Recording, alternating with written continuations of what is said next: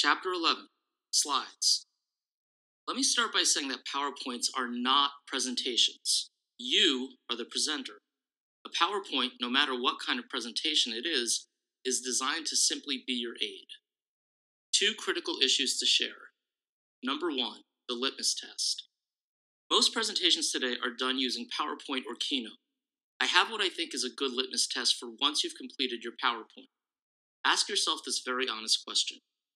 If I emailed someone this presentation, does the information I have here convey everything I need to share without needing to present it? If the answer is yes, then you did not create a PowerPoint presentation. You've created a deck. If you're not familiar with the term, it's often used in corporate settings and is designed to be similar to reports that people read, but in a, quote, lighter, more concise and digestible way. In other words, if you answered yes, you've provided far too much detail and have written yourself out of a speaking role. Why does the audience need you to present anything when you've already provided everything in a deck? Not enough people ask themselves that question.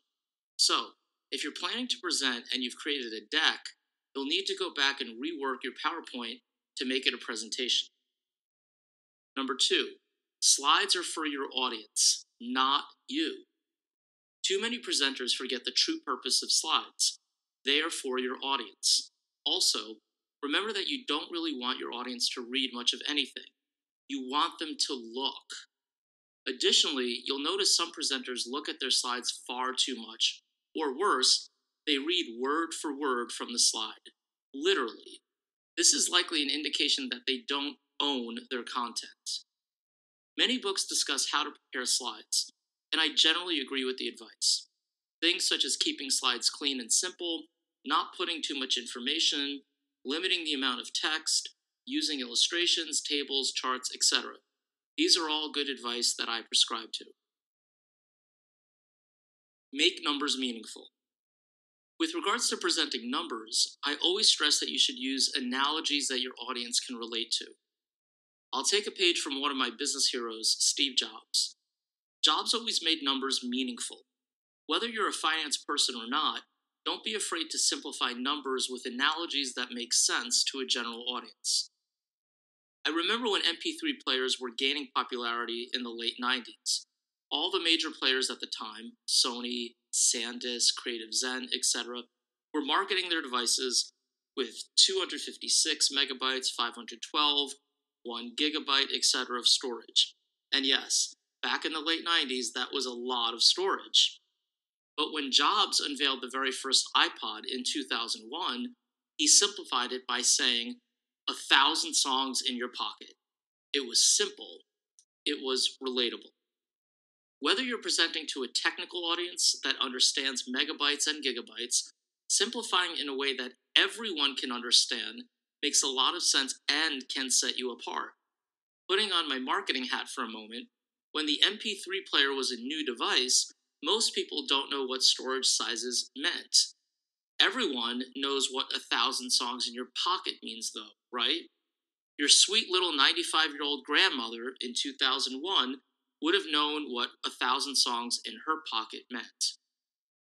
A word to all of the finance folks reading this. Making your numbers meaningful will not only make you a more dynamic presenter, but can also set you apart from other finance professionals who just focus on the numbers.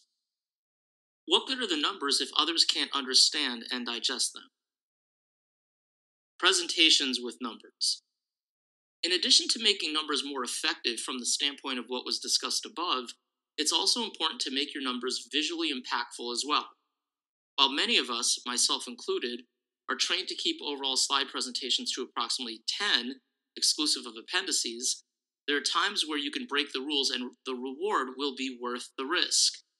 For example, I've seen many presentations with basic financial numbers reported like this, and you really need to take a look at the visual form of this either in the Kindle or paperback edition, but they'll put revenue, EPS, and operating income line after line on one slide. While there's nothing inherently wrong with this, why not make one slide 3 slides and make it more impactful? Perhaps something like the following 3 slides.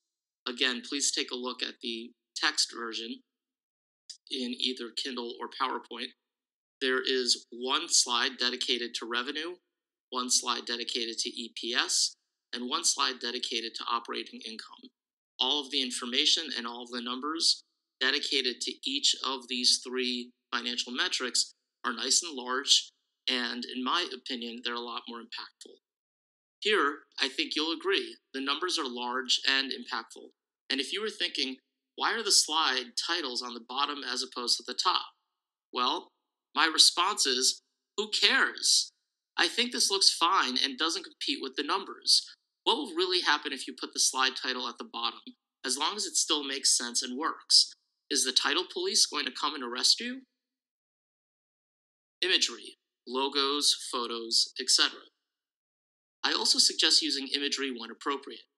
You'll need to decide when it makes the most sense to use it, but images on a slide can often be more powerful than words on a slide, particularly when the images refer to something official. See Appendix A.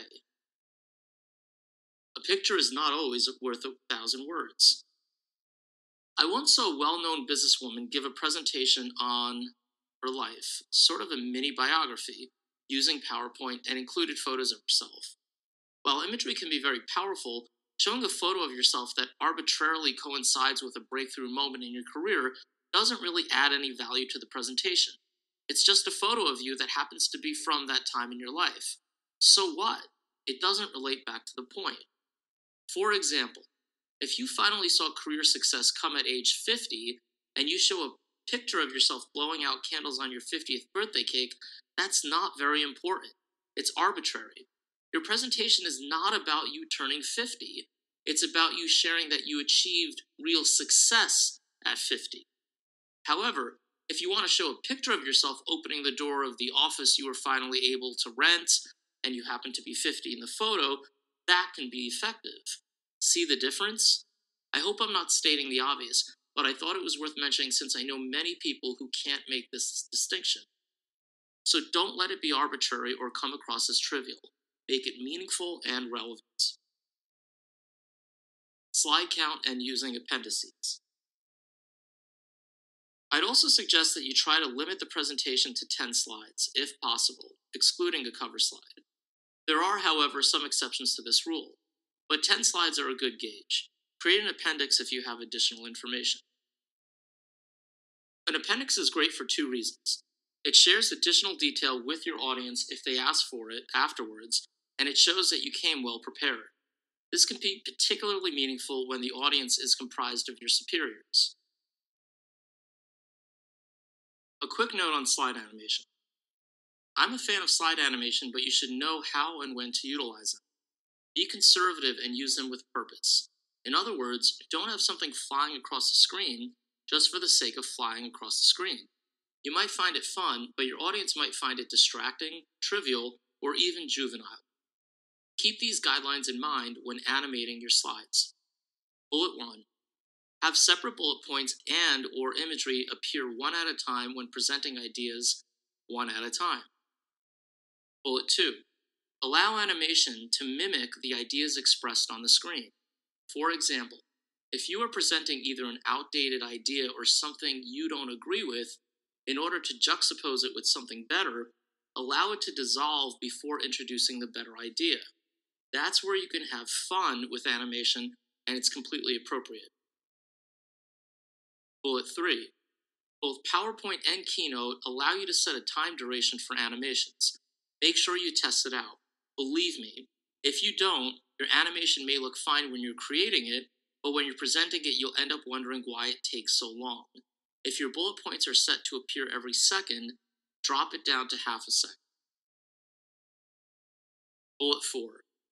This might seem obvious, but make sure your animations are in the order you want them and that you don't leave any, quote, ghost animations. If you animate bullet points on a slide, but later revise the content, take out the animation for those ghost bullet points. If you don't, you'll get frustrated by clicking and having nothing happen. People will notice. Videos. Videos can either be great or lousy, so use them with purpose. There are many ways to utilize a video. Some presenters do it in the beginning, which is also one of the introduction techniques, some in the middle, and some at the end. What you generally want to keep in mind is to limit the number of videos you use. Recognize when you're either playing too many videos or when your videos are too long. A few quick rules of thumb to help with this. Use one video for every 10 to 15 minutes and do your best to keep each video under 90 seconds. Of course, there are exceptions, such as instructional videos, etc. But for most presentations, you probably want to stick to this rule as your guide. Unless you're using a video as part of your introduction, you'll need to provide some type of transition to it. We spoke about transitions in an earlier chapter, so think about how to incorporate those principles. Before starting the video, tell your audience what they're about to watch. After, explain its relevance. That will go a long way in making your videos far more effective. If you're using a video as an introduction, then provide a combination of what, why, after it ends. A quick note on sound effects. If you're going to use sound effects, great, but if something that is particularly attributable to just one person on the planet, include a clip of the actual sound as opposed to trying to mimic it. I take nothing away from any talents you may have as an actor, singer, etc. I've had them all in my classes over the years, including a trained opera singer. But I am a fan of the, quote, real McCoy, as they call it. For example, if you're giving a presentation on Donald Trump and you want to use his famous "you're fired" line, play a clip of him as opposed to mimicking it. As good of an actor as you may be, the best person to play Donald Trump is Donald Trump. With the ability to connect conference room audio to your personal devices, creating, uploading, and playing different types of audio should be relatively easy. A quick note on handouts to your audience. Personally, I'm not a fan of handing out printed versions of my presentation to the audience, and frankly, I've never understood this. You're probably reading this and thinking, it helps people follow along and take notes. I get that, but I'm still not a fan.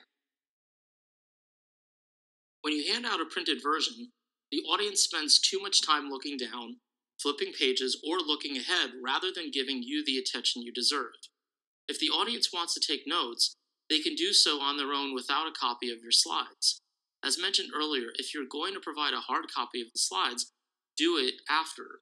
Alternatively, you can tell the audience that the slides will be available later via email or saved on a shared drive, etc. My guess is this will alleviate some anxiety for those who tend to take lots of notes. For those of you concerned about the environment, not printing your slides for handouts saves trees and probably saves an assistant from doing work that he or she doesn't really need to do. Most people throw the handouts away anyway. A quick note on using colors. While some of you may like to get creative with your slides, try not to go too far with choosing colors that aren't appealing to most people. Remember, slides are not for you, they are for your audience. So, slides with colors that are too rich or distracting can be unappealing. Aesthetic matters to your audience. I'd also suggest that you keep colors to a minimum. Have some fun, but keep them conservative. A quick note on samples, visual aids. Samples and other types of visual aids to hand out to the audience to touch and feel are great, but execution is important. If, for example, you have to give a presentation on new fabrics and you have samples, this is the opportunity to pass out swatches, but be sure to do it as the presentation is happening. If you have a somewhat large audience to have multiple swatches, ask someone to help you pass them out to rows, etc. This is for obvious reasons. You wouldn't want to move on to the next fabric while the previous swatch is still being passed around because the audience won't really be paying attention. Having someone else provide multiple swatches of each fabric as you are presenting will be more time efficient. Also, the audience will have seen and felt swatch 1 by the time you're finished speaking about it, and you'll be both ready to move on to the next. For other types of presentations where samples are helpful, it may be better to hold off until the end. Just be sure that during the presentation you tell the audience that you'll be sharing samples at the end. This will hopefully alleviate the logistical nightmares that could result. I've seen in many corporate presentations where either no one was paying attention, or people are busy trying to pass along a sample to the next person. This can be quite distracting and frustrating. One last thing about preparing your slides. Again, forgive me for bringing up a basic issue, but make sure that you're using a large enough type font. Your type font may look large enough on your computer, but most of the time it isn't. So, in addition to keeping information on slides to a minimum, make sure to use a type font that uses enough space on the screen. Somewhere between 35 to 45 point is a general guideline.